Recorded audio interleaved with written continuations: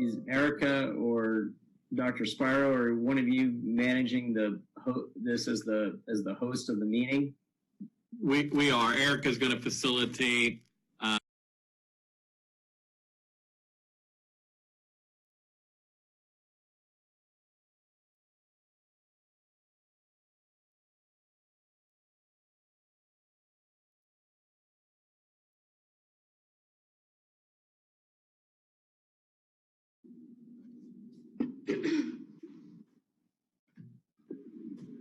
Well, good evening, everybody. I welcome you. Scott. Yes. Hi, Scott. Good evening, Ms. Fisher. All right. So if we can, Erica, if you're in control, you might be able to, and I might recommend muting everybody's mics if you can do that, and then just turn mine on, and then allow people to unmute as we go. Okay.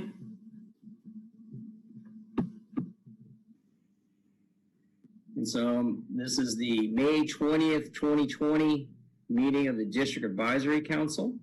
We're going to calling the meeting to order at this time. It is, well, we started roughly at 6 p.m., a little after right now.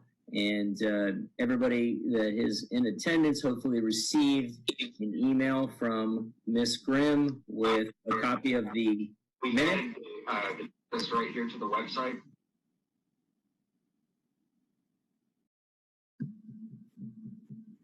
There we go. All right. Erica, just nod if you can hear me. Mm-hmm. Okay, we're good.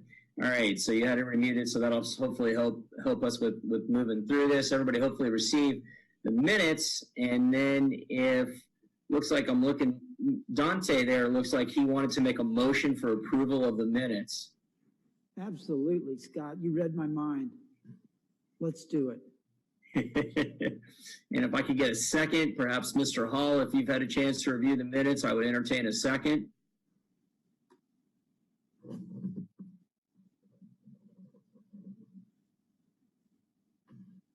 I'll second them. Wonderful. We have a second from Catherine Good. Catherine Good. You got that, Erica? I do. So I guess I'm going to do let's see, I'm going to switch to my big grid view. I can see everybody. So I'm going to ask everybody in favor to just raise your right hand like this if you're in favor of approval. Some people are raising two hands to make me crazy, but it's all right. All right, it looks like I'm going to just scroll through. I have 3 screens. Keep them up. And we are, well, all the people I can see, everybody that I can see, except for whoever GT Pro is, she's not voting. Oh, she just voted. So everybody that I can see voted. Those of you without video, I'm assuming you're going to also agree with approval of the minutes, so that carries. There we go. There's another video. Hands up. Looks like we have unanimous approval of the minutes from everyone that voted. So we will now move on to a board update from Miss Mary Fisher. Mary, you need to unmute yourself. You have to click on your thing and unmute yourself so we can hear you. Or maybe Erica can unmute Miss Mary Fisher for us. I will. Okay, I got it. Thank you. I've been doing this a lot lately. I don't know why it slips around sometimes. Okay, so, I'm excited about our response to the COVID crisis. We continue to have the grab-and-go lunches and feed thousands of kids across the district, which is wonderful and much appreciated by the families that I've talked to. Dr. Atkins and I had an opportunity to go out to celebrate the heroes who are distributing the food a couple of Fridays ago, and that was really very heartwarming, and the people were very gracious and grateful that we were recognizing them. So our distance learning is coming along. You know, we have some kids very engaged. We have some kids who are struggling a little bit with connectivity and with, especially at the elementary level, with support at home for some of the lessons. But in essence, I think it's been a real success, and we'll be continuing some distance learning over the summertime at every level. So Dr. Atkins is expanding his existing task force now to include a couple of other members. So Miss Betsy Vaughn will be representing the board, and we're currently working on a representative from our student advisory committee to be on the task force also, which is going to focus on plans to move into the future and reopen our schools as we can. Other than that, we all stay very busy. I've spent an awful lot of time here in my office at home on the computer and have developed a real strong relationship with my colleagues. So I think that people are finding that they're productive and involved and keeping their fingers on the pulse of the community. And we just thank our staff, our parents, and everybody for the support that we have received as we try to continue academic achievement and social emotional support for our students. Thank you. That's great. I do see that we have Dr. Atkins on the meeting with us. I don't know if he'd like to unmute himself and say a few words if he chooses to do so. Good evening, everybody. Good to see everybody. It's been a little lonely here at the district office. We've been really a skeleton crew of a very small group of individuals that are here every day, but we definitely miss seeing everybody, being able to get out in the community, get out to schools and see teachers and principals. And I don't know, most of us that get into this business, we're people oriented, and so this is tough. And I know it's tough for you all as well. So it's just good kind of seeing everybody, even though it is in this environment. I just wanted to just kind of reinforce or echo a couple of the things that our chair mentioned to you guys, just to kind of keep you in the loop with some of the things that are going on in the district. One of the things that I think, was highlighted was the grab and go. We're actually approaching 1 million meals. It's something like 985,000 right now. So we're going to be closing in on 1 million meals served. So I think I saw Lauren Couchois on the phone or on this call. So, so that food service group has just done an awesome job, hit it out of the park.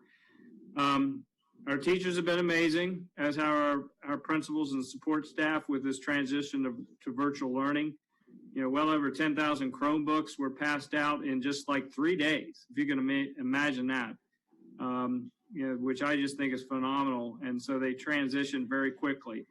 And as the chair had said, this transition, I think it went well, but obviously, there are some ways that you can always improve. And one of the things that I know Dr. Spiro is working on, which I want, our parents and also our staff to pay very close attention to, is we're in the process of developing a survey that is going to go out to everybody, and it's really going to ask for your feedback on a couple things. One, how are things going right now?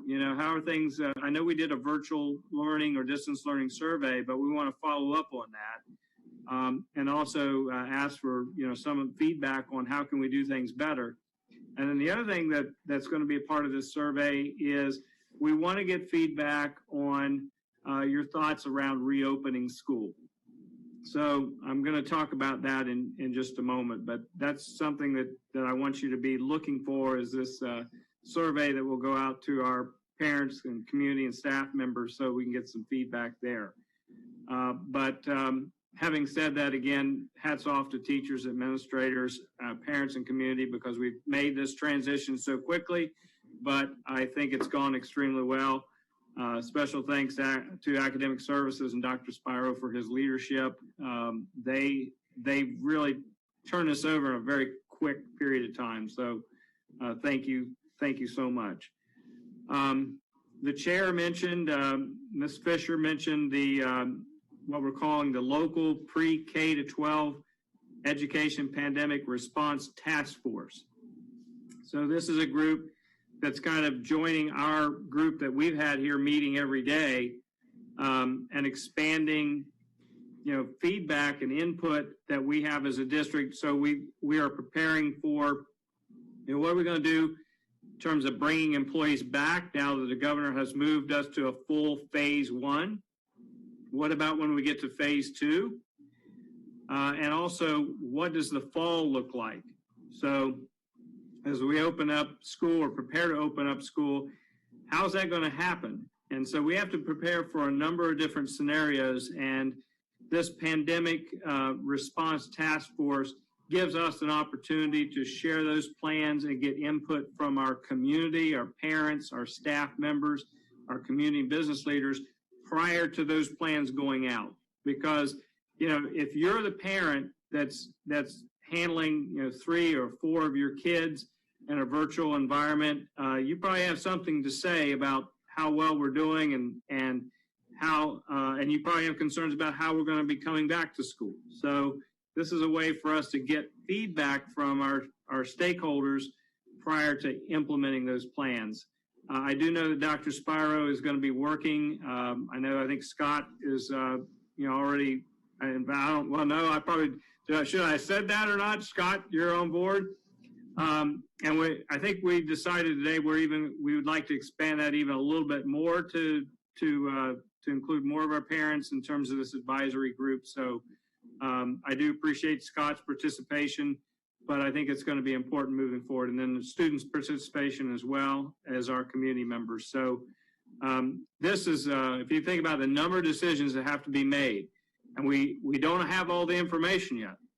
The CDC guidelines change as the different phases change, but we are working with the Department of Health, Department of Education, and also other surrounding districts as we make these decisions about reopening. But we also want to work with our own community. So we'll keep communicating that forward. If you have questions for us or things that you can advise us to make that better in terms of how that task force responds, please bring that up here at DAC, because this is going to be very important. We've got some a lot of key important decisions we have to make. And the more information we have, I think the better when we move those decisions forward. So,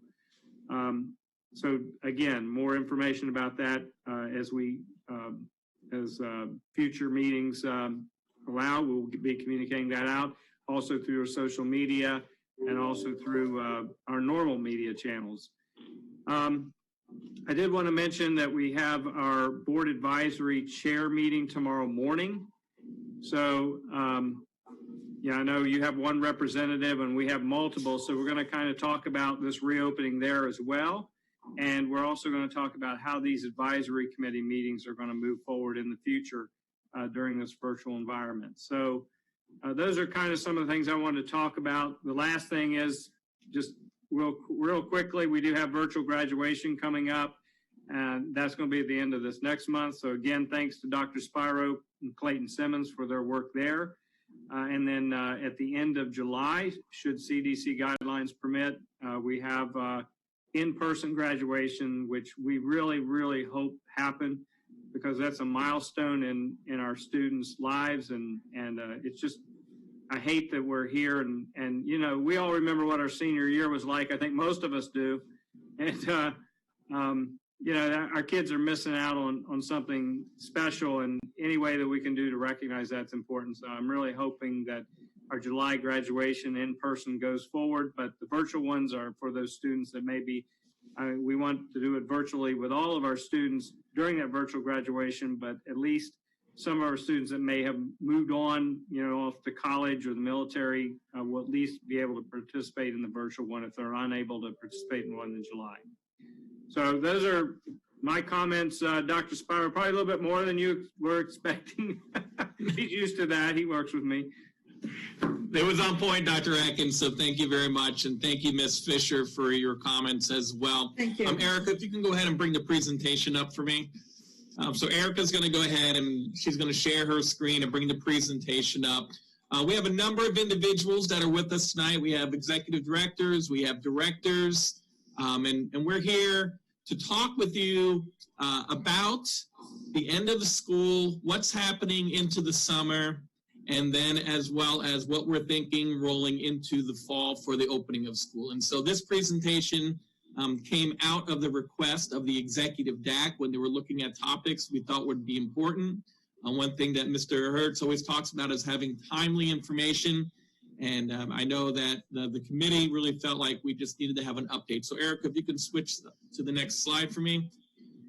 This is going to be the agenda, what we're going to talk about. We're going to talk about how's the year ending, and our executive directors are going to talk to us about some of the end of the year procedures that are happening. Our directors of curriculum and instruction are going to talk to us about summer school this summer, enrichment, and then interventions that all of our students will have the opportunity to participate in. I'm very excited about what we're doing this summer because we really have a unique opportunity to reach all of our students as we continue to work on making sure that we lessen the academic learning dip that that people across the nation are concerned about as we've been out of school for really a long period of time with that face-to-face instruction with teachers. Teresa Bowen and Dr. Rivera, they are here to talk to us about ESC and ELL summer programs also. As Dr. Atkins talked about, Lauren Couchois is joining us this evening. She's going to talk to us about what the summer feeding program looks like. Lori Brooks is here. Lori is going to talk to us about the social emotional support for not only our students, but also adults. That's a very important piece that we continue to take care of our community, both students and adults, and Lori is going to talk to us about what's happening. Dr. Ken Savage, Chief of Operations, is here. He's going to talk to us a little bit about what is happening in regard to facility considerations as we look at various options for reopening school. And that's what we'll end with. We'll talk a little bit more about the task force, the survey, and the next steps as we consider reopening in the fall. So Erica, if you can move to the next slide. And the next slide, thank you. We're going to talk about end of the year procedures. These are the individuals that are going to be talking this evening are Dr. Carlin, Shanna Fletcher, Linda Mayer, and Clayton Simmons. If you have questions as the presentation is going on, I'm going to ask if you could just write those down, and then we can ask them at the end so that we can get through all the information because we might answer some of the questions you have. And then at the end, we're going to open it up for open questions for anybody. So at this time, I'm going to turn it over to my colleagues, the executive directors, whoever would like to begin. Okay, Dr. Spiro, I will go ahead and start. So good evening, everybody. It's nice to see everyone, even if it's on Zoom. First of all, we wanted to thank all of you as parents for your partnership with our teachers as your child has been engaged in distance learning, and many of us are parents too, so we feel your delight and we feel your pain. It's been fun watching a high schooler go through it, and Dr. Quisenberry has a little guy who goes through it, so she helps us keep our finger on the pulse for sure. But just a big thank you, because we know that this distance learning is nothing without you as parents at home helping and supporting. So a couple of things we wanted to share regarding end of year procedures. It seems like a lifetime ago we went to distance learning, right after spring break. And so we wanted to let you know that we do have instruction continuing for the fourth quarter right up through the last day of school, through June 3rd. We also have had a lot of inquiries about, all right, we left after spring break and we did not have an opportunity to pick up our child's things from their desks, their lockers, and all of that. So we have been working closely with our schools on a procedure for picking up those items at school. It'll be much like our grab and go, if you're familiar with that. If you're not, it will be curbside. Our elementary and middle schools will be having parents drive up. They'll pop their trunk, we'll return some items to them, and then we will also pick up items, things like, hardcover textbooks, library books, musical instruments if your child has one. So those are the types of things we'll be picking up from students. And of course, we'll be delivering to them in their trunks any of their supplies or items that were left behind that are their items. So we thought we might take a moment and just each one of us, Shanna and myself for elementary, Linda Mayer for middle school, and Clayton Simmons to talk a little bit about how each of these will work at our various levels. So for elementary, Shanna, I'll start and then you fill in and jump in, please. But for elementary, our procedures will start on June 1st. Our pre-K, kindergarten, and first grade students and their parents are invited to come to their school. Each day, our pickup will be 8:30 to noon. So on the first day, pre-K through grade 1. On June 2nd, it'll be 2nd and 3rd grade. And then on June 3rd will be 4th and 5th grade. Again, those hours are from 8:30 to noon. We're going to ask parents if they'll just take a piece of white paper, put their child's name and grade level on it, put it right in the dash. That way, when they pull up, the schools will have procedures where they will alert people packing, like basically, here's the child coming up.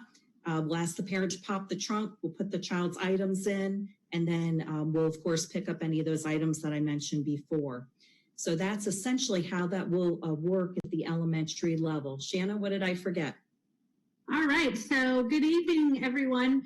Just a few more details that Dr.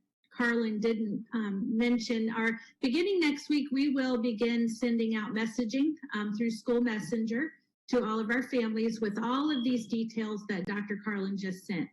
And the only other thing that we would like to share and make sure everyone knows is that all the schools will be following the CDC guidelines. So really for elementary, Denise shared the details. So I think at this point, we'll go on to Linda Mayer for middle. Are there any additional information you would like to share? Yes, just a few things. That we'll also have the steps and procedures, because each school is a little different at the middle level and the size, and some have multiple children in the school, and so they're going to vary their times based on the needs. The overall time is from 9 to 12. So if you're at your elementary school and you want to swing over, you have time to get there earlier and then come on to the middle school.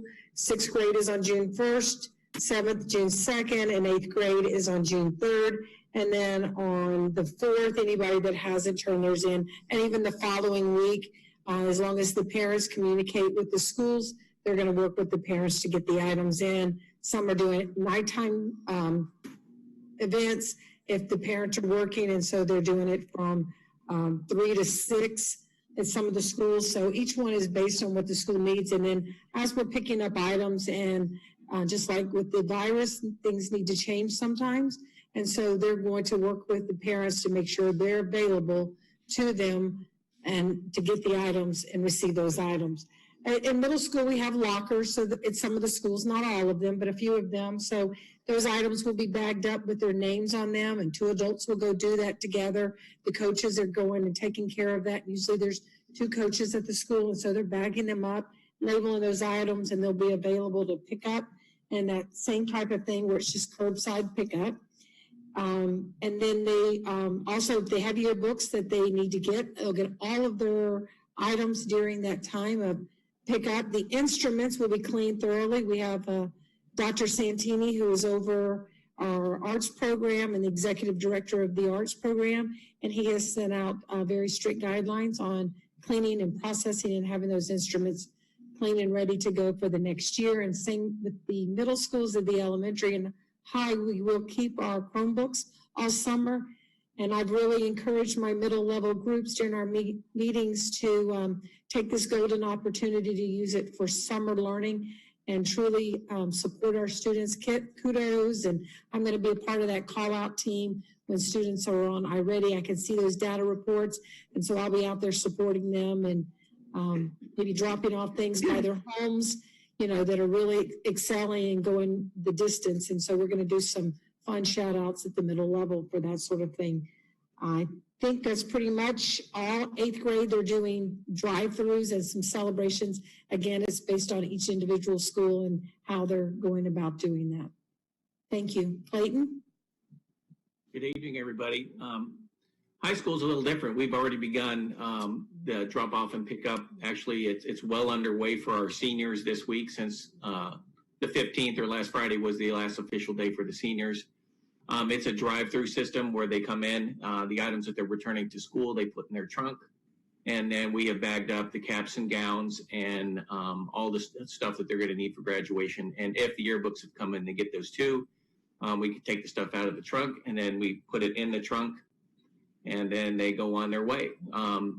We're similar. Ours are for the underclassmen, the 9th through 11th. It's very similar, almost identical to what Linda Mayer just said. We're doing that also as a drive-through, the same time that the middle schools are.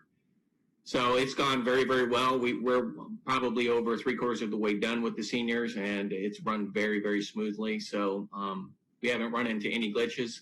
I will say that if there's seniors that have Chromebooks that are still in use in the home, if they have a younger sibling that is using the Chromebook, we are allowing them to keep them until the younger sibling comes back to school. And also, we do have a number of seniors that are still working on credit retrieval, and they are able to keep their Chromebooks as well as we have some seniors that need their Chromebooks to do their to upload their information for the virtual graduation. So they're able to keep them, and then we'll return them after they're done utilizing it. But it's so far it's been going very well.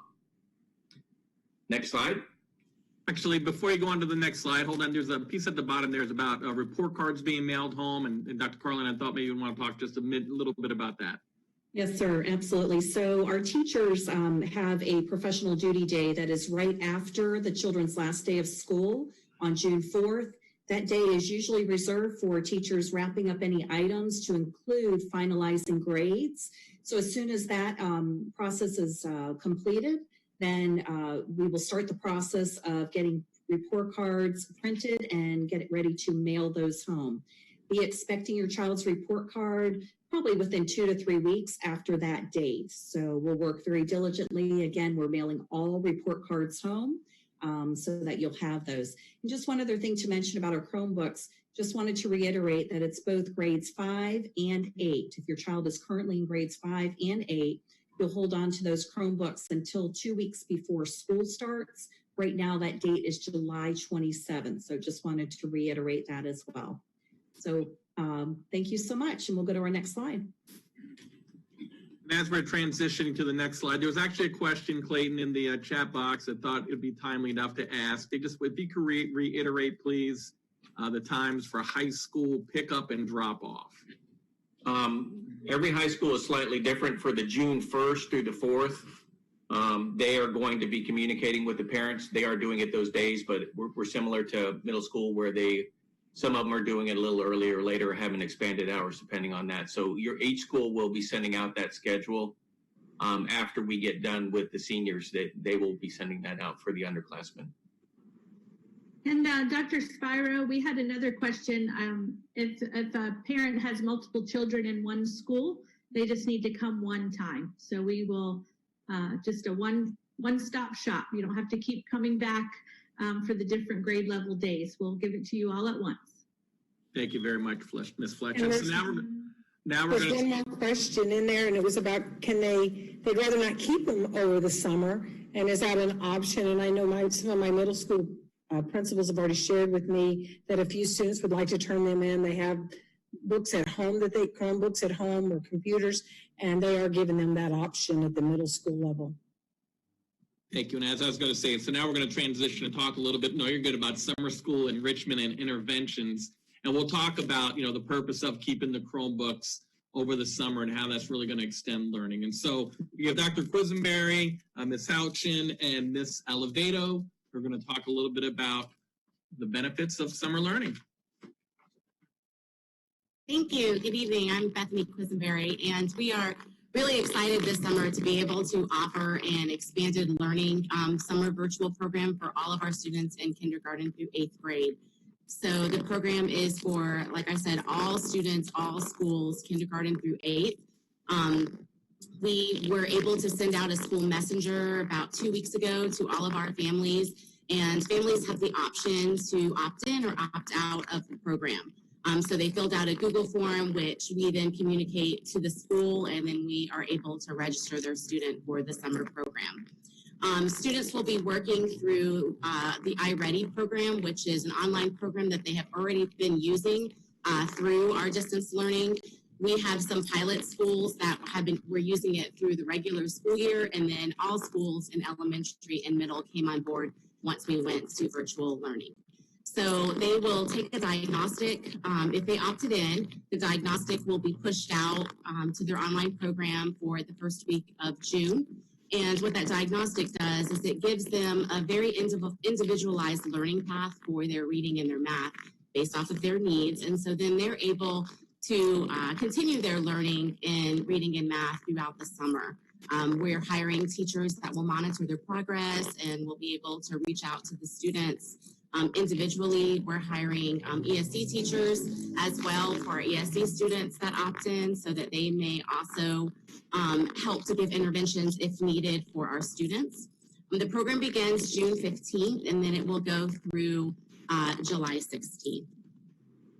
So next I'm going to have Lori talk a little bit about credit retrieval for our middle schools. Next slide, please, Erica.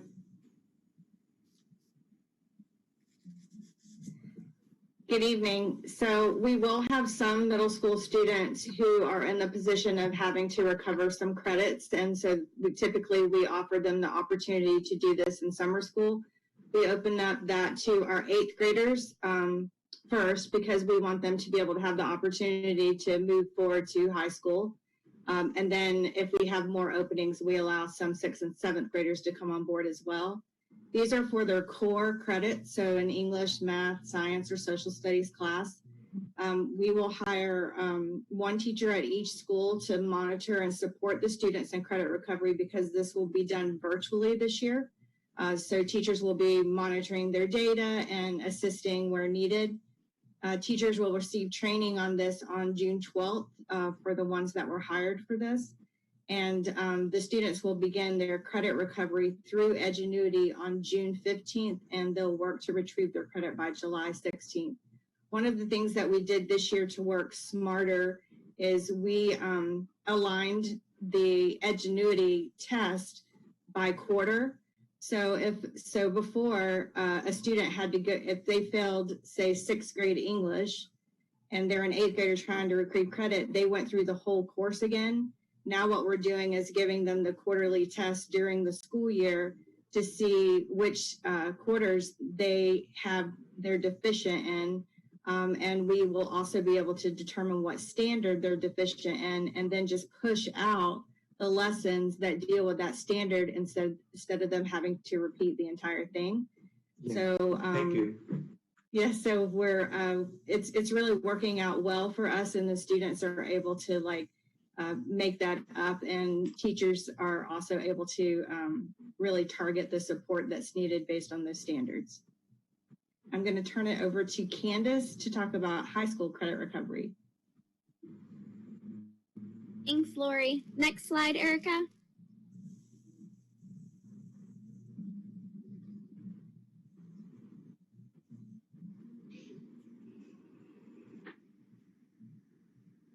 Thanks, Erica. So high school is very similar to middle school in terms of credit recovery. So there are 2 programs that are running. One's called an intervention program, and the other one is credit recovery. The only difference between those 2 programs is when they start. The intervention program, that training date for teachers will be on June 4th, where credit recovery teachers will get trained on June 12th, the same as the middle school. So our students 9 through 12 will be working this summer on recovering the credit that need it. And in addition to, you can go ahead, Erica, to the next slide. In addition to the credit recovery programs, as you heard Dr. Spiro say earlier, and then the executives, we're encouraging all of our students to keep their Chromebooks this summer. So as Bethany mentioned earlier, we have the expanded learning for the K-8. Then at middle school and high school, we have credit recovery as well. But in addition, one of the things that the curriculum department is working on is providing summer enrichments for all students. So regardless of if the child opts into that expanded learning or they are working on recovering credit, it's really important that we keep pushing forward. We know that families are worried about summer slides, students are worried. So we're going to be putting together a list of resources that students can go ahead and get on at their own leisure during the summer. Or parents can go on to our leeschools.net website, the same place where we had all of our other distance learning handouts. And there will be handouts available by level, elementary, middle, and high, that are places of best practices for students to go. We will be keeping open many of our district adopted resources, so students will still have access to it. So Overdrive, if you are worried about your students having books to be able to read over the summer, they will still have access to that, and we'll be working on summer reading lists, much like we do each summer, but this year we'll be putting it out for each of the levels. Thank you. Erica, next slide. I did want to add that so that parents have a little peace of mind is that if they're in the iReady, the K-8 iReady, they're really only needing to do 45 minutes of reading a day or a week, and 45 minutes of math on that individualized path. So it's pretty doable, and they can still have fun in the summer and still continue their learning path. So just wanted to point that out. I also wanted to answer one of the questions. Someone asked how the diagnostic was going to be monitored. Once we have all of the families that have opted in, the families will receive the information for when the diagnostic will be turned on and how to monitor it. It will be monitored by the families at home. We will stress the importance of not helping the student because it won't be used for any of our data or grades or anything like that. It is strictly for pushing out a learning path to help the student either continue to enrich or to intervene on the standards that they need. So that information will be sent out to the families. We have a few more questions that we may want to address concerning this before we move on. Mr. Hurt said we had a number of issues accessing the SEL Ingenuity, frequently got errors and it was not accessible. Ms. Halchin, would you want to address that? Sorry, I just typed it in. Yes, that part of our training will be to train the teachers that when a student is having difficulty and they are to alert the teacher, and then the teacher will alert our help group, and then we will troubleshoot for the student. So we can get them up and running pretty fast if we know exactly who the student is and what the issue is. All right. And then the last comment before we move on, I believe, is for parents that don't speak English, they don't understand that there's the option of summer school. But after staff calls them and explains the option, they really want their kids to learn as much as possible. How can we reach to the most of them? So our schools are individually reaching out to every single student, and the teachers have posted the opportunity in their Google Classroom. And then also each teacher has been charged to reach out either through email, and if there is still no response, then through calls.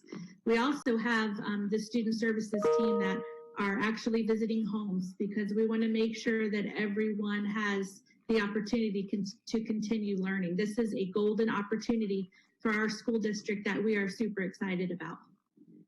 Thank you, Shannon. Dr. Rivera is going to be talking this evening as well, and she'll share some strategies that her department is doing. And so, as we talked about, the reason we're letting students keep Chromebooks all through the summer is a variety of reasons. One, credit retrieval. So students who are behind academically can work all summer long to get themselves back on track. Two, students that need intervention and support. If a student is behind academically and they need that extra support, this summer gives them an opportunity to try to get back on track. And then thirdly, enrichment, opportunities for students to extend their learning all the way through summer. So this is for all students, all grade levels, all 96,000 students have this opportunity throughout the course of the summer. So I saw there was a question in there that a parent said, or community member said, if I don't want my student to participate this summer and I don't want that Chromebook at home, can I turn it in? Yes, you always have the option to turn that Chromebook in if that's something you don't want to do, but I would certainly encourage parents just to take care of opportunities to learn during the summer. Another question about what about our ESOL students? Dr. Rivera is here. She's going to talk to us about our ELL, our English Language Learner students, through our ESOL program. She's going to talk a little bit about the advantages of that. But first, Teresa Bowen, the director of ESC, she's going to talk to us a little bit about what summer looked like for our ESC students. Teresa? Thank you. Good evening, everyone. Erica, if you could forward to the next slide. As Dr. Sparrow said, I'm here to talk with you about some of the things that are available for our students with disabilities over the summer. So the first one that I want to talk with you about, and if you are a parent of a student with a disability who has an IEP, an individual education plan, you will know that during that IEP meeting every year, there's a discussion about the data that we have regarding your student, your child, about whether or not they meet the criteria to add the service of what's called extended school year. So if a student is determined to meet that criteria, they then select the goal that is needed for them to do during that extended school year, and that is the service that's normally provided over the summer. So that's a typical program that's provided every year to our students. The change again to it this year is that it will be provided in distance learning formats. It is that distance learning format will be based on the IEP goal that was written for extended school year and will be provided to the child, whether it is, all of the children again will have access to the Google Classrooms for either their parents to be in contact with the teacher or for the student themselves, depending on the student's needs. But that instruction for every child will be individualized based on what they needed for this part of the school year. So a couple of examples I can explain to you a little bit about the wide range that could include as we've gone through and looked at what the instruction has been anticipated. Then what we would be doing with that is looking at the goal specifically that was indicated for ESY. So we do have students that, let's say, have independent functioning goals, and some of those are written for participating and being successful with, let's say, a toileting program. So obviously they're not in a school classroom where the teacher is working on that toileting skill, but they can work with the parent and provide those schedules and provide those strategies to the parent for the parent to work on with the child. Then we have students all the way up to that are working on regular standards that might be providing goals for reading. And then the teacher would be providing the reading instruction that's outlined in that IEP through a virtual format. That could be a combination of Zoom instruction, or some of the students would be accessing some of the programs that would be appropriate for them from the district, such as the iReady program or others that the teachers have identified are appropriate based on the student need. So at this point, all of the parents of these students have been notified. They would have been notified during that IEP meeting, but they also received a notification in the last week, and we're asking them to let us know if they plan on participating in that extended school year opportunity. And again, the services will be provided by the teachers or therapists 4 days a week. There's a typo here. It was June 15th to July 16th. That runs the same days as the other summer and summer programs that we've seen. Next slide, Erica.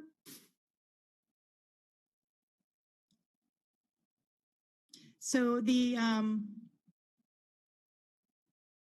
other programs and what we wanted to also provide you with information about students. I know someone asked, is this for all students?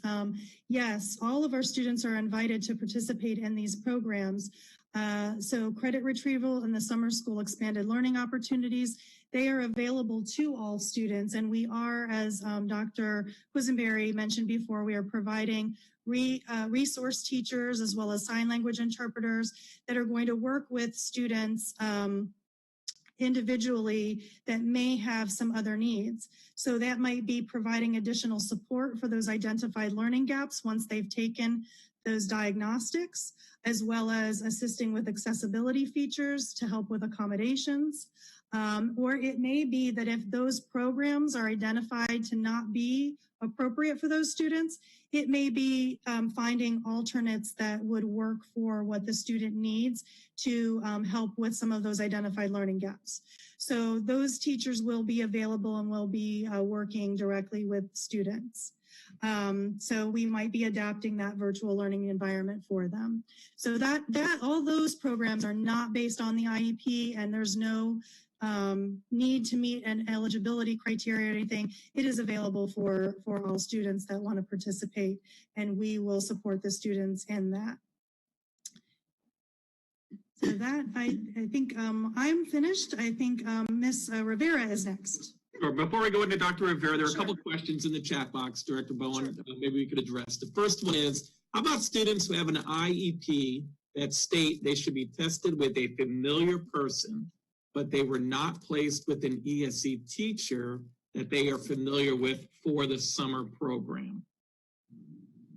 And that might be a specific So that, are you talking about, I'm assuming that they're talking about the diagnostic that will be done in the summer school, the expanded learning piece, and that will be done in their home. So the familiar person to them will be the parent who will be monitoring that. It will not be provided by that teacher. The teacher is monitoring the program, correct, Dr. Quisenberry? Do you have anything to add there? That's correct. The only assessment that they would take throughout the summer is just the pre-assessment to give them their learning path. So that diagnostic is not for a grade or for any other purpose other than to give them the learning path for their need. So the parent or the family member would be the one monitoring and administering the assessment. Oh, she's talking about ingenuity. She's talking about ingenuity? Yeah, she's not talking about the other program. She's talking about ingenuity for credit retrieval. Again, they're in the home taking those exams that are provided online and, and through the computer. So We do have another question up there about pre-K. Does the extended school year for IEP students include pre-K students? Yes, that decision is made in every IEP meeting, including pre-K. Great. Thank you very much. And before we get on to Dr. Rivera, there was a question in the chat box about going back to iReady. The question was, this individual heard that all schools will be required to use iReady. And I'm going to let our directors of middle and elementary talk a little bit about iReady, just the expansion of that for the next year. So I can speak for elementary. Elementary iReady is currently a pilot program, and it will continue to be a pilot program through next school year. So schools with the lead of their principals opt in to participate in the pilot. So we have many additional schools that are choosing to enter the pilot, but it is not something that is mandatory to join for the elementary schools. Lori, do you want to speak to middle? Sure. We had 3 middle schools pilot iReady this year for just the reading portion. And this year, the district is going to provide a pilot for all 20 of our middle schools, and it will be used as a supplemental reading program and a supplemental math program. So it won't replace our cores. It'll be in addition so that students can get that individualized learning path and help them fill some gaps during a small group. So we are piloting it, and it will be all middle schools. Thank you very much.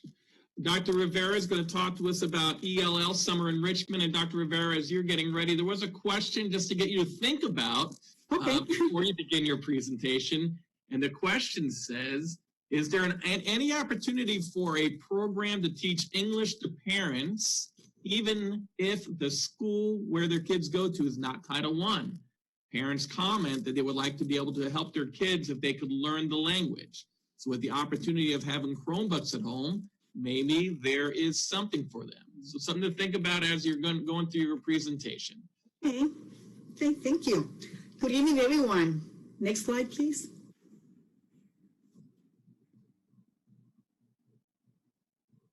Next slide. Okay, our English language learners, or ELLs, in K through 12 will also have access to the virtual learning opportunities program. They will utilize, as the non-ELLs, also the iReady program, which is also available in also Spanish for diagnostic and also for the lessons. Monolingual English language learners, this means in students that are still very, very in the beginning stage of English language acquisition, that are beginning to learn English.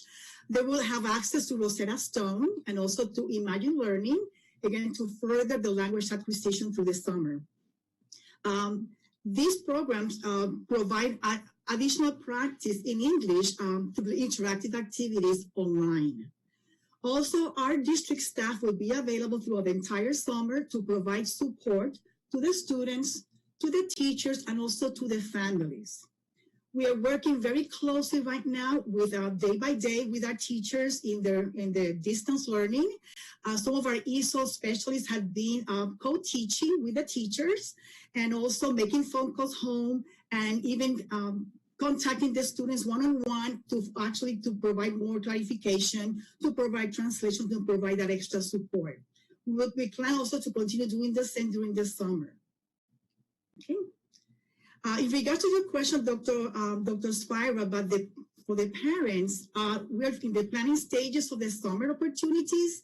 So this is something that we will then take into consideration to see if there's any way that we can also provide that support to the parents. Perhaps Rosetta Stone, that has been wonderful about providing opportunities to our staff. Over almost 1,500 of our employees are now taking advantage of learning a second language on their own through Rosetta Stone. Perhaps we can make that happen through a partnership with Rosetta Stone. So this is something that we need to have a conversation, and I don't see why not would be possible. Thank you, Dr. Rivera. And so maybe we could come back to this group with a follow-up with our meeting notes, talk about our next steps with that. I think that's a great idea. Thank you so much. Absolutely. Thank you. Our next topic of conversation is going to be our summer feeding program with Lauren Couchois. And you heard Dr. Atkins talk about the remarkable job that Ms. Couchois has done with her team, what they have done to help our community in every part of our community has really been remarkable. And so for me personally, I just want to tip my hat to Lauren Couchois and say thank you very much to you and your team for everything you've done for our community, Lauren. Thank you, Dr. Spiro, and thank you, Ms. Fisher and Dr. Atkins, for your kind words earlier and for going to visit our staff. I really do appreciate it, and I know that they do too. And furthermore, truly thank you to all the food and nutrition staff members out there making this happen for everybody. So along those lines, there is not much change for us when it comes into summer versus current feeding that we are doing. The majority of all of our grab-and-go sites will remain open and continue to do curbside service, with the exception of one school, which is Bonita Springs Elementary. It will no longer be serving grab-and-go meals through the school district, but it will be serving meals through Meals of Hope program. So you can still go there and you get meals at Bonita Springs Elementary should you choose. They are just doing it at a week at a time versus every day. So other than that, all of our schools there that are currently open will remain open throughout summer and be available to go get those meals. Next slide, please.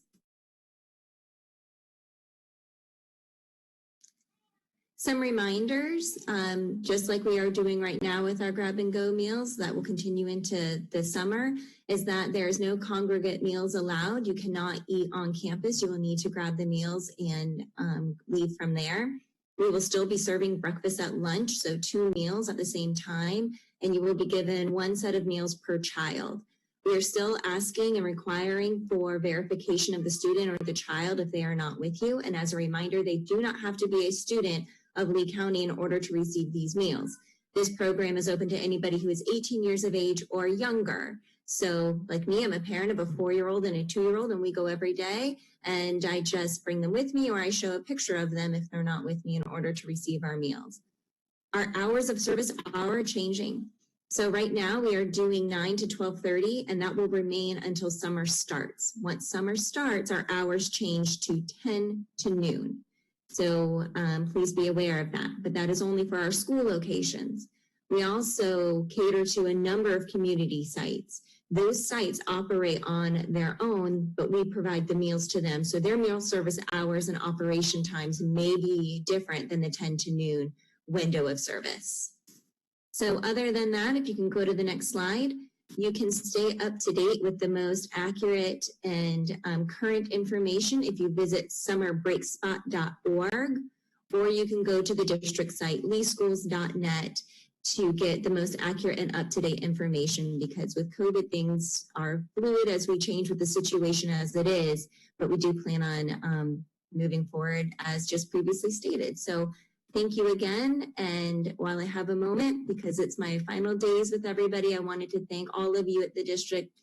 You've been amazing to work with. Dr. Atkins, you've been an amazing superintendent to work under. Ms. Fisher, much love to you and all that you do for our students. And to all of my colleagues, thank you for everything. And to the community, your support has been tremendous. So thank you, everybody. Thank you, Lauren. Lauren, we do have one question for you. Are we still going to team up with the Boys and Girls Club like we are currently? As I know, or as far as I know, as of right now, yes. But our community partners, like I said, they operate on their own. They're different from us. So as long as they continue to operate through the summer, then we will still be providing meals to them. Perfect. Thank you very much, Ms. Dushbaugh. Thank you. Next, we have a very important topic. Lori Brooks is going to talk to us about the emotional support that we're going to be providing both students and adults. So, Lori, the floor is yours. Thank you, Dr. Spiro. Good evening, everybody, and thank you for the opportunity to update you on the social and emotional support that we continue to provide not only to our students, but also to our parents and caregivers and to our staff. As we are approaching the end of the year, we are wrapping up some of our touch points, our daily touch points with students, but that does not mean that we're going away. And so we are actually transitioning into some summer supports and services. And so we continue to share and will continue to do so, not only our school-based resources, but also those in the community for our parents and caregivers, our staff, and our students. Where we continue to focus on a service continuum that comes, it approaches social and emotional support from a point of wellness up through targeted interventions, from mild to moderate to intensive interventions. And we also know that our school mental health professionals are a critical connection for our families.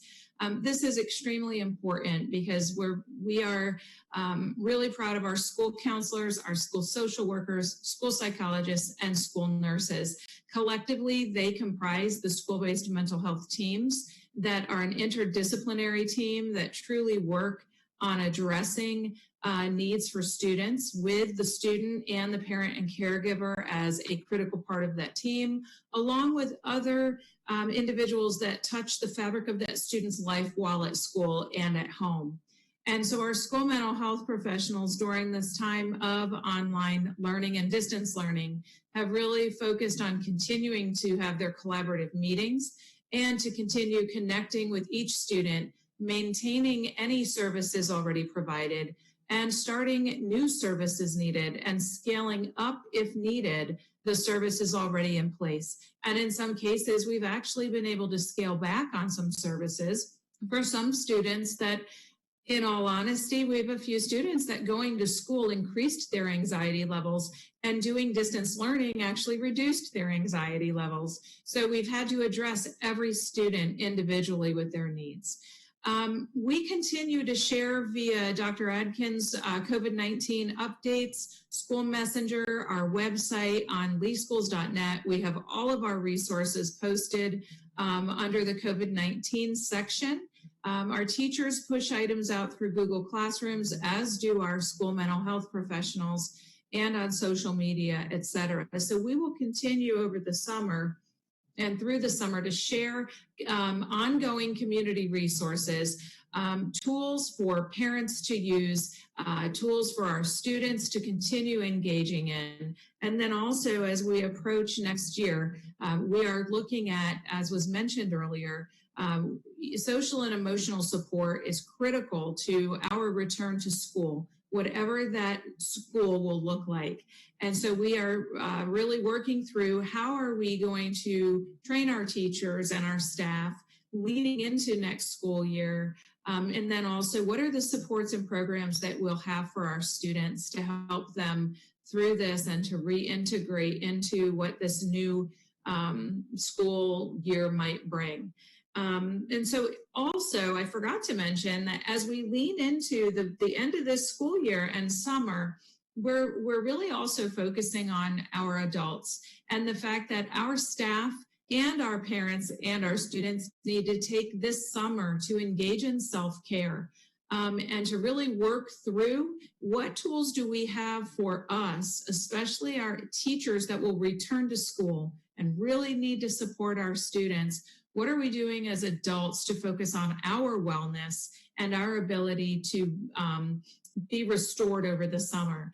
And to that end, we'll be kicking off a staff wellness campaign to help provide resources over the summer for all of us to engage in and even identify ways that we can continue to self-care and rest up this summer, recharge, rejuvenate, and all be present for our children because they need to be our primary focus when we return for next school year. So those are my updates, and thank you for your attention. Thank you, Lori. Sorry if I was just going to say if there's no questions, it's Dr. Savage will be up next. You will, and I just wanted to say thank you because the work that you are doing with our students and our adults to really make sure that everybody is well. You know, this is a change for everybody, and this is an important part as we continue to always focus on the whole child, not just the academic part, but it is not just our students, but it's our adults as well. So I just want to say thank you very much for that work. Thank you. And I will say, Dr. Spira, we could not engage in this work at this level without the support of our executive and chief leadership, our superintendent, and our board. So thank you for your support and our ability to do this good work. Great team. And now Dr. Savage is going to talk to us about some key aspects to think about as we're getting ready for the fall term. Dr. Savage is our Chief Operations Officer, but also a former principal and also someone who also worked at DOE as well. So he comes to us with a plethora of experiences. Dr. Savage. Thank you, Dr. Spiro. Well, as we get prepared for this fall term, there's so many things that we have to consider as it pertains to our facilities. But one thing that really jumps right out the gate is just our screening aspects. And so this has to do with how individuals come into our facilities and protocols that are implemented to intervene from a health safety standpoint. So items that are being evaluated are such practices such as taking temperature readings, questioning or prompting for symptom checking. This could be done live or possibly just as an ongoing communication protocol. Now, at this time, there are not rapid testing protocols available at the individual's full scale for it to be feasible. While there are rapid testing protocols that are developed and deployed, not at the scale of one per school or something or multiple per school, but we can't be sure whether these types of protocols will be available or not. It's really important to note that monitoring of positive COVID-19 cases within a community is one of the most vital pieces of information that we use to trigger varying modes of operation. The longer that this virus impact continues, the greater the likelihood that more advanced testing capabilities may become available. And all these things, of course, will be evaluated as they are available. In the school system, of course, the information that we're getting from the community, Dr. Spires already referenced the CDC, which we closely monitor as well as the Department of Health. All those impacts, as well as state information, all plays a major role, but screening is the beginning piece.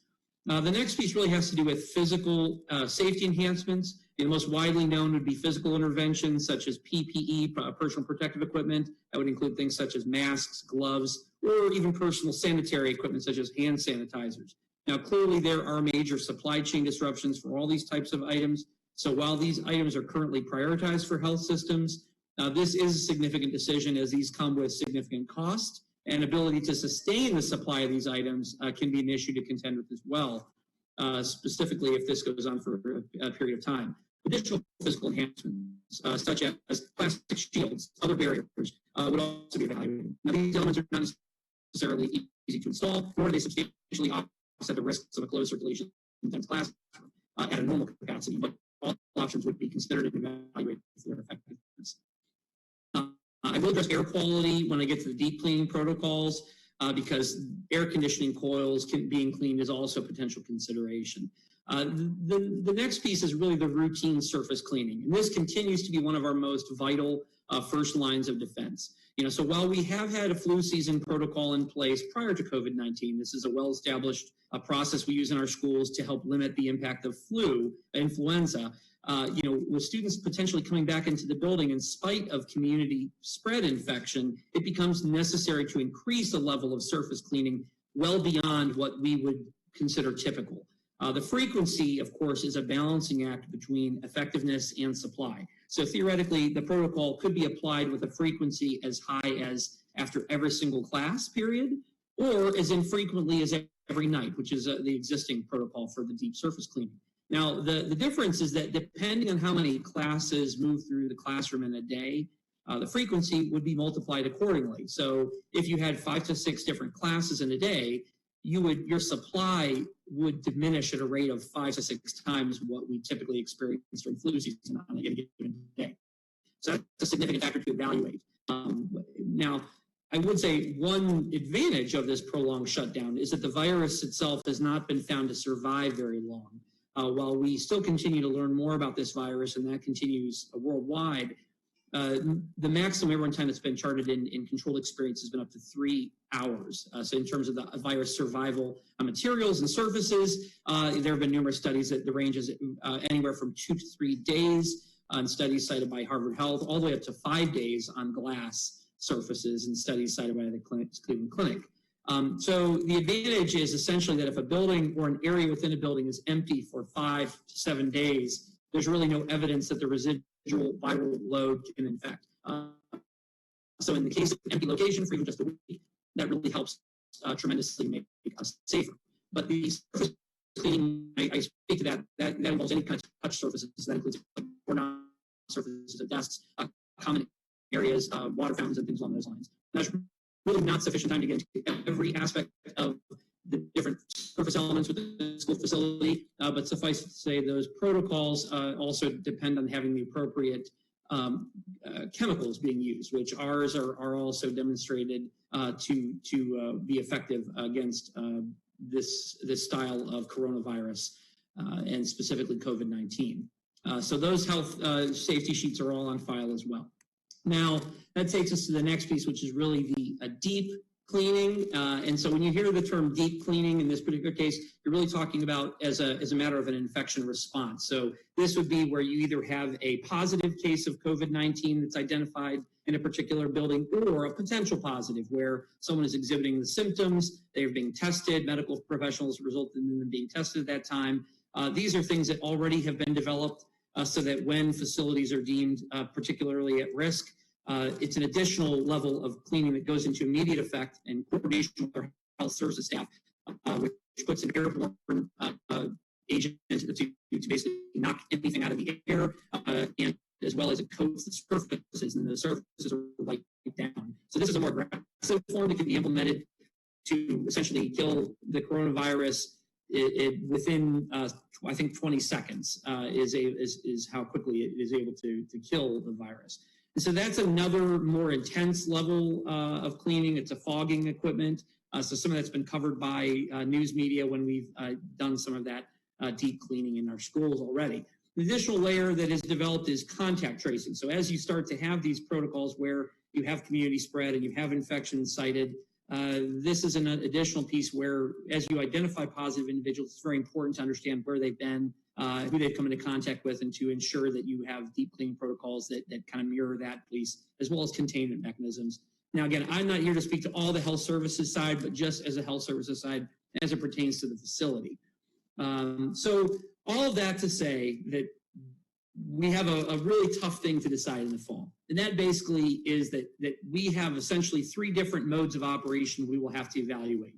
One would be our full enrollment, full day, full week, in-person attendance. Think of this as standard business as usual, where all of our schools are loaded with students and teachers in the proximity that we've all been known to have at full enrollment. Well, that becomes less and less likely the longer that this goes on. And if that were to happen, then the opposite side of that coin is what we've seen here, which is a full virtual mode, where no students are in the physical building. Obviously, those two very different modes of operation require very different types of protocols. The safest, obviously, is the full virtual, but it's particularly disruptive to our society. So the most likely scenario is something in between those two. And this would essentially be a hybrid model. And the challenge with the hybrid model is there are many things with that. So at the bottom of the slide, you'll see I've listed that one of the challenges we have in operating with a social distance is staffing to student ratios, as well as enrollment per square footage. In order to implement social distancing in our current facilities, the way they're designed, it's going to require some very different kind of thinking, whether that's students attending, a diminished amount of time in school. So this could be certain groups of students, instead of attending the same level that we currently see, they may be a shortened day or fewer days of the week. That doesn't necessarily have to be applied at all levels equally.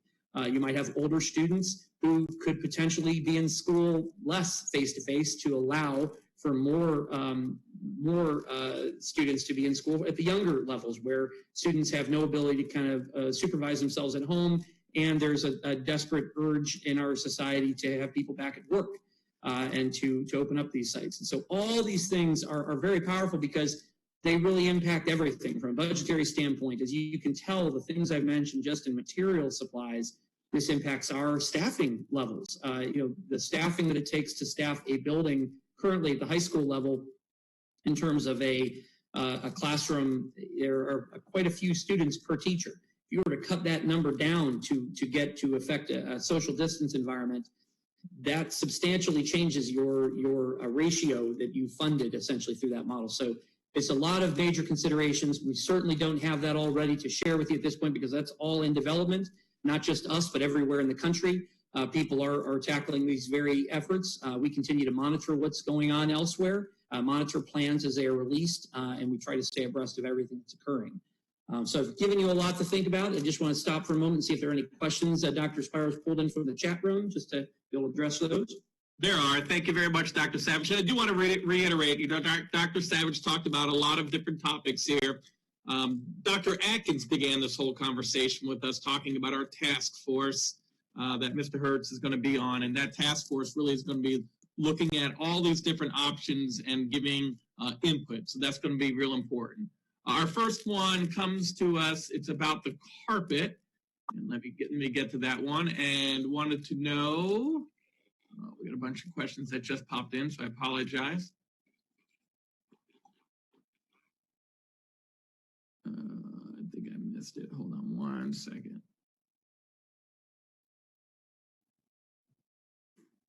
There we go. Would be considered the possibility to remove carpets in the classrooms for better sanitation or cleaning? Removing the carpets. Again, I think this has to do substantially with the life that the virus can stay alive in the various different surfaces. So we will make sure that whatever protocols we have are in line with that type of thinking. To replace all of the carpets within any of our buildings, to take them out or to do a complete carpet replacement would have to be something that's evaluated for its cost versus its benefit in terms of diminishing risk. Another question about ultraviolet light. So this, I don't know if you've seen any research, but this says, could we add ultraviolet light to air conditioning air handlers to disinfect the air as it passes through the air handler? We do have our HVAC systems. That has been something that our maintenance team has been studying. We're fortunate we have a certified air quality expert on staff that has some substantial background in various different protocols, but obviously the COVID-19 is a little bit uncharted territory. So a lot of the products are being evaluated in different mitigation strategies.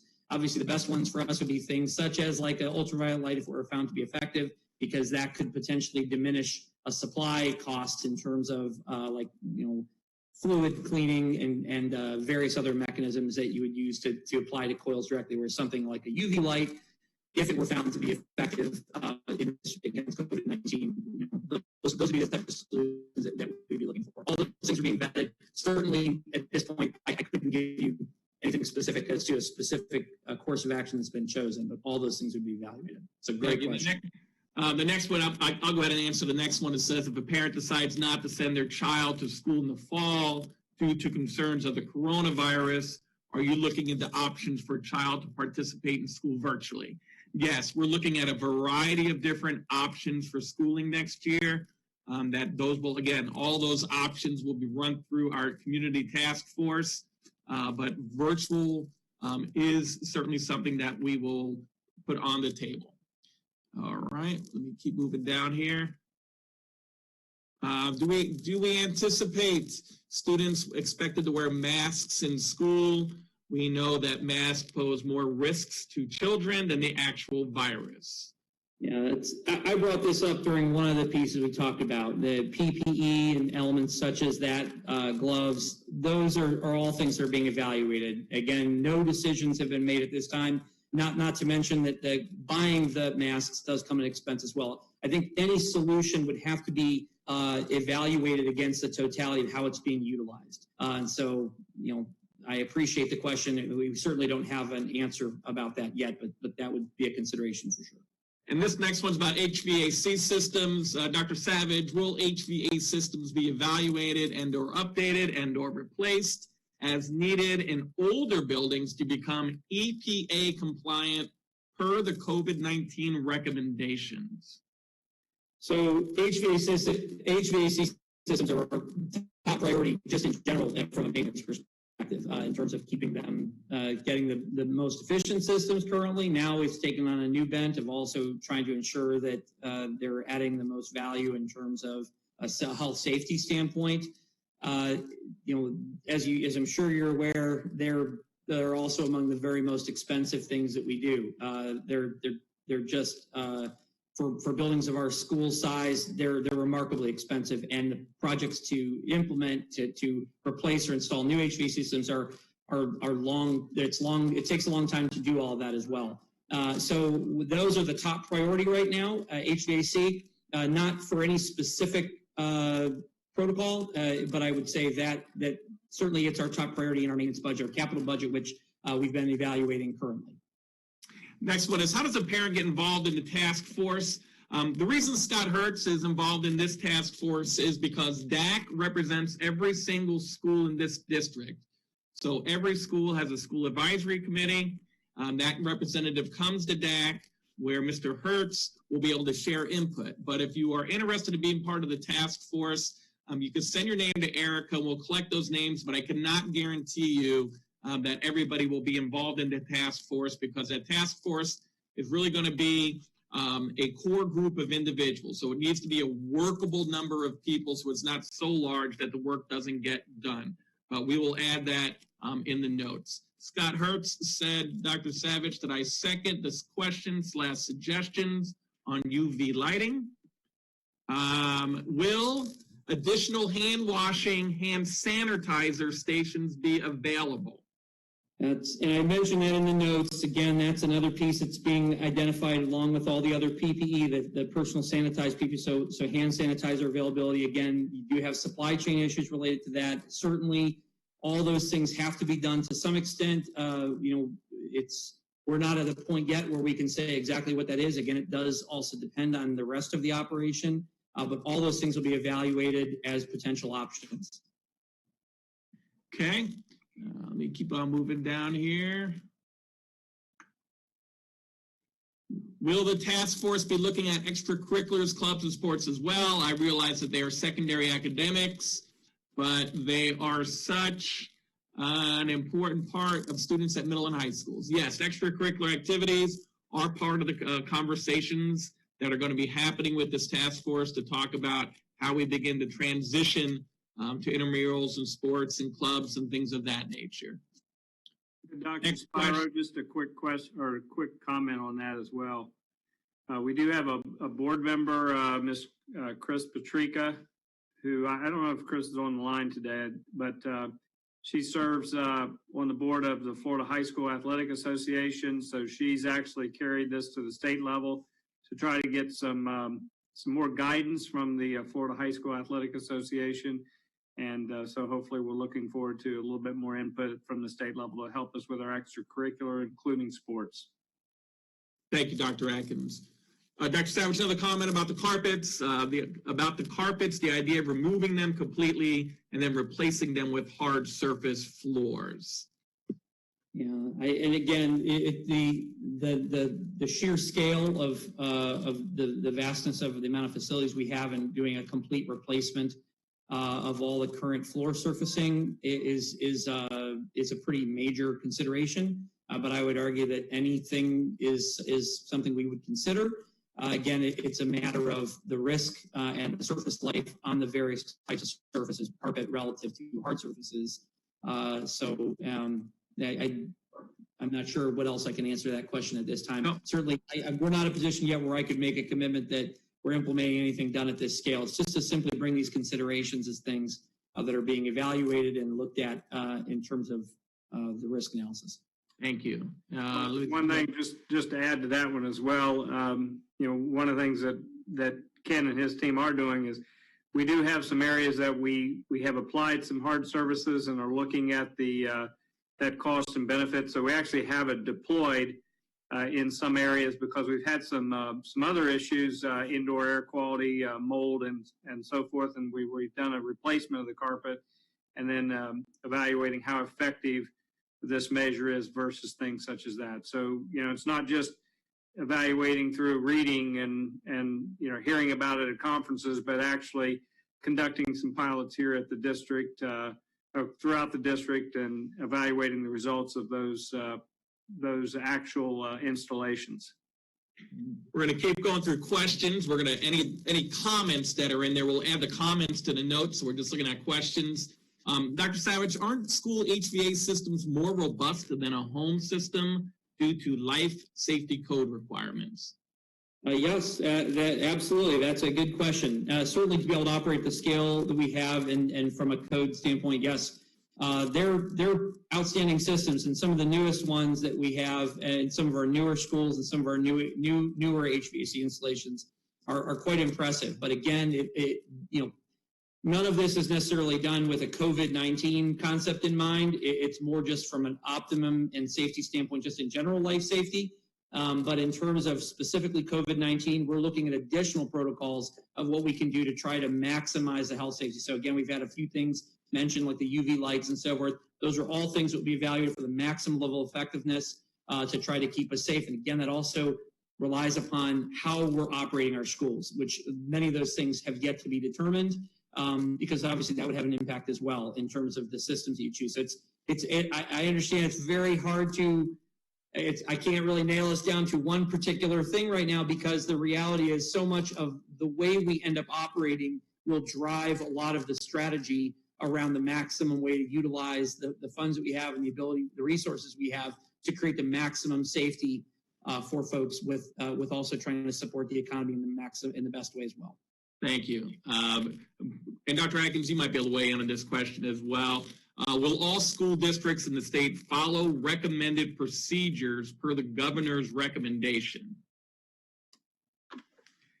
A good question. I think that for the most part, that will probably be the case. What we typically do is the governor provides, where he is at in terms of reopening and recommendations from a state level. And then we get on the line as superintendents with the Department of Education and the commissioner. And they have been pretty good about providing us guidance this year. So I would expect that school districts will be pretty much in alignment. I won't say that all. We've seen some differences across the state, but for the most part, all districts have been operating, pretty much the same. And where you have seen some differences, like if you recall, Miami-Dade and Palm Beach, they had extended their closures longer than the rest there for a while. That had to do with the analysis of the amount of COVID outbreak in those particular regions. So I know that will also be a factor. If there's some reason why locally, they have given us the flexibility, I think, to make some of these adjustments locally. But for the most part, we follow, direction from the Department of Education, the Department of Health, and the CDC. Mm-hmm. So just to add to that, I mentioned kind of the outset, the importance of the testing and the tracking of the numbers, that we continue to do that.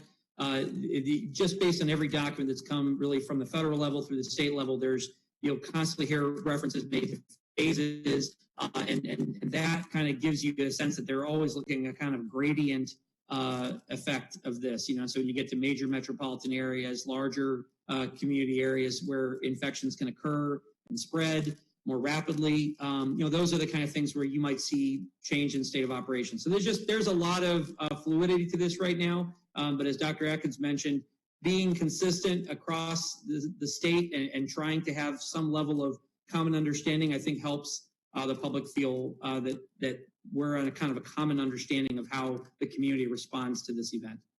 There was another question. Go ahead, Dr. Atkins. I apologize. No. That's it jumped in. But that's also why, though, we have our own local K-12 pandemic response group, is that in some cases, as the question alludes to, there may be some local differences, and we may want to adjust our recommendations locally because of those local differences. So I would say for the most part, yes, we're going to be following those recommendations at the state level, but there may be some tweaks that we do locally that are important for Lee County. There's a question about will less infected areas, new question just popped in, sorry about that. Will less infected areas have more freedoms for students? That's kind of what I was just alluding to is we saw that more infected areas had longer closures initially until they made the decision to go ahead and close the entire state for the remainder of the year. And I do anticipate the possibility that we may have areas that do not have a high rate of infection be given a little bit more freedom than areas that have a higher rate.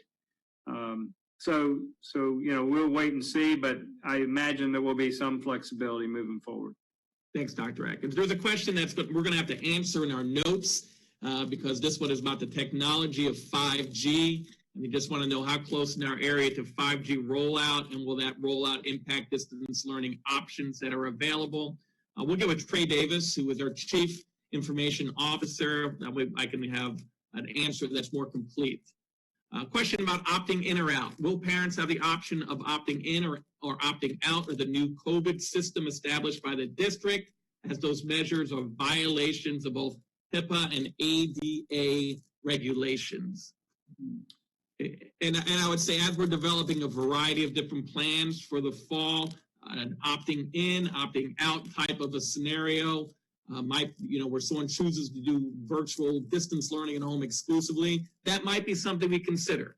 We are exploring all options that task force is going to be vetting through. And I would just add to that, Dr. Spar, just because the second part of the question was raised, I would just say that any plan that's put forward, the intention would not to be in violation of HIPAA or ADA and compliance issues. Any of those elements that are brought up would make every effort to work around because we really don't want to have a situation where our primary response is in violation of the law or the spirit of the law or any interpretation of the law. So I'm not sure specifically what aspect they're concerned about, but again, that's part of the vetting process. Again, we're talking about a lot of different considerations. That doesn't mean all these things are happening or not. They're just all things that are being evaluated as they are being put forward as practices nationally. Thank you. And there's another comment in the box about a suggestion for a schedule. We'll add that comment to our notes and we'll bring it to the committee. A question about, have we saved money by the buses not running due to us losing money from tourism from the half-cent sales tax? Yes. Yeah, we have saved money in fuel costs related to transportation and overtime costs. So those, and that's, I think that's part of the challenge of this whole COVID situation, is that depending on the different type of operation you're running, you're potentially increasing costs in one component of the organization while decreasing them in others. And so it is important to try to anticipate and budget them correctly so you can strategically leverage those assets in a meaningful way.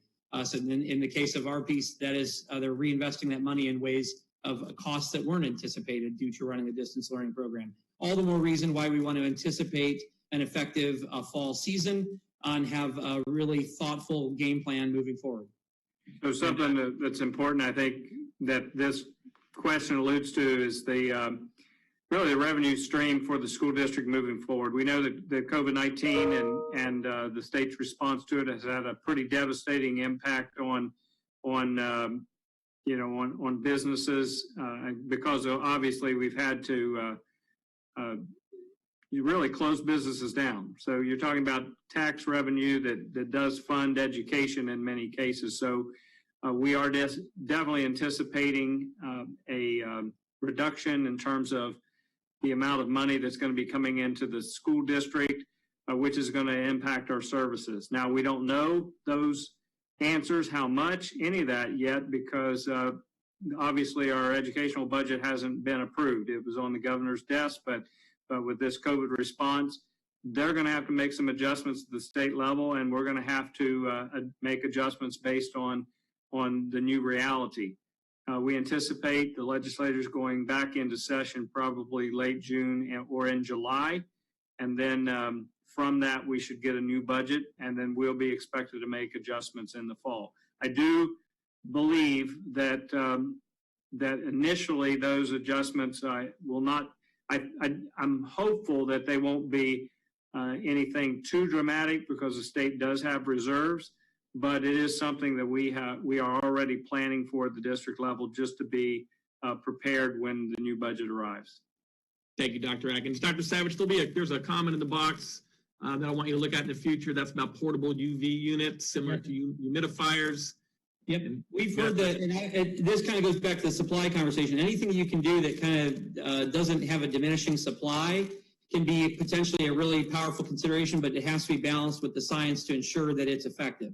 And so I would say that any of those pieces will certainly be evaluated. I look forward to, as part of this task force, certainly UV will be one of the topics, or anything kind of equivalent to a UV, something that has that potentially could have an extended supply life as opposed to chemicals and so forth.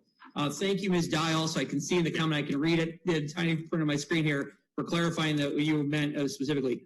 And I'm sorry if it was misspoken that masks would be necessarily required. I think that's a pretty fine line. I think acquiring a supply of masks is the potential strategy for staff, for students. Whether or not masks would be physically required certainly is not something that's been determined or even evaluated at this point, but I appreciate you kind of clarifying that.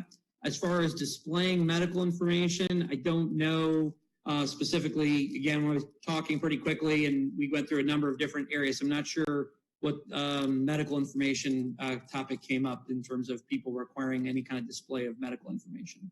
Thank you. I'm guessing maybe the screening process, is that maybe the thought there of just that in that piece. So I think that whatever would be done, it'd have to be a balancing act of whatever screening is permitted, and it could be something as simply as just a reminder to telling families, please keep your children home if they are displaying any cold symptoms or something like that. That might be a more of a one-directional type of screening process. Again, then that relies, unfortunately, that families adhere to that so as not to jeopardize and put people at risk. But again, all those things are just elements brought up for your consideration today, just to give you a sense of things being evaluated. Thank you, Dr. Savage. And we're going to end our questions there. For anybody who has additional questions, I'm going to ask you please email Erica. Erica, if you can give your email address real quick. It's Erica, ERICAGR @leeschools.net. Great. If you could put that in the chat box for us, Erica, that would be great.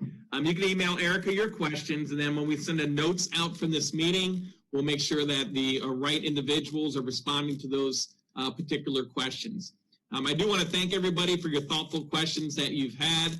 Obviously, this is going to take a community as we continue to look at reopening schools. And so everything you asked this evening are questions that we know that we need to be considering moving forward as our task force does this work. And so I just want to say thank you very much. And then Mr. Hertz, the floor is yours to wrap up the meeting. Well, good evening again, everybody. I do want to comment that we, at least my personal opinion, I think this went pretty well. If anybody has positive or negative feedback, that might be great to have emailed in, or maybe I may impose on Dr. Spiro perhaps to do a short Google form or some type of short survey, just how the members of DAC, particularly those that were present for this meeting, thought how this went, so we can do it. I see Ms. Ruthie Lohmeyer, I don't know if she was raising a hand or just applauding. So I'm seeing clapping from multiple people expressing that they're pleased with how it went. So I'm glad we were able to do this. And so I appreciate that. I'm seeing lots of applause on my screen and thumbs up. So I think this was a great thing to do. Certainly, none of us know what the situation will be like in September.